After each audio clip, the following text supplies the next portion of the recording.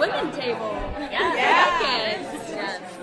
Well, I guess we'll start off by saying that our Archie is a lot more, it's a lot less misogynistic than the comics, you know? There isn't a constant rivalry between the two girls, especially over a guy, you know?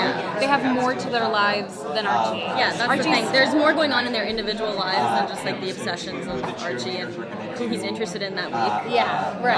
And, you know, their friendship in the 40s is obviously going to be different than their friendship now. Right, it's been 75 years and things have changed, the world has evolved, and so we're putting the more modern version of Archie and Betty and Veronica into this world. There's more kindness between them, but that's not to say that there isn't going to be rivalry as well. Were you guys fans of the comics before accepting this one? Not fans, no. I mean, I was familiar with it. I have Brazilian parents. I don't think it's like not a big thing there. I don't know, this might be, well, I didn't grow up with comic books, like, I grew up with all three girls, none of them, were into comic books, so I wasn't really exposed to that world, but I was Skyping with my friend when I got my audition, and I was like, oh, Archie comics, and my friend was like, oh my god, Archie, I love Archie, they're making a TV show? I was like, yeah. My agent at the time was like, oh my god, I want you to go play Veronica so bad, and I was like, oh my god, she like looked up all these pictures and sent them. I mean, there's so many people around us that do follow the comics that they were able to like, it's not hard prep us for everything. My friend cried when I got the role. Like, she was so obsessed. She's like, my haircut is because of Veronica. Obsessed. Oh, obsessed. Yeah. I was like, why is she obsessed? She had like the bangs and the dark hair. So do you have bangs in the show, or are we? No, I'm more like gonna look like the reboot Archie comics, like the Mark Waid, Fiona Staples. So I have like, I'm gonna have like blue-black hair with like a side swang going on. Yeah, swang. You know, that's a word. How would you describe Betty's look? Betty's look? Yeah. She's the girl next door. Like Keds and like like Keds. Like she's wearing these designer 40s silhouettes. Like, right, like Louis Vuittons, and I'm wearing just jeans from Goodwill. And but she's modest. She's feminine. Like, even just in the clothes, the characters are represented in the clothes. Betty wears very light fabrics, light colors, and Veronica's more dark, jewel tones and more slimming and sexy and mysterious. Sure. The cape. Right, yeah, she wears a cape. I wear a cape. Right. What was the question? I feel like we didn't answer it. No, she said, what does Betty look like? Oh, I don't have bangs, unfortunately. My hair's naturally like super wavy. So my people would be upset with my bangs. They would not be good, like terrible bangs. So you said that the girls have more going on in their lives than who Archie decided he likes that week. Right.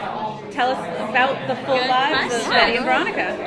I think right now in Veronica's life, she's the new girl coming to Riverdale, and her dad just got arrested for fraud and embezzlement, isn't involved in this huge scandal. He's kind of like a Bernie Madoff. So she's dealing with the shame that has brought to her family and all the publicity because of it. So she moves to Riverdale with her mother to start a new life, and she's really interested in trying to be a better person, taking it as an opportunity and running with it, being positive about it. But then she starts to see that all of that shady stuff that was going on is still kind of going on.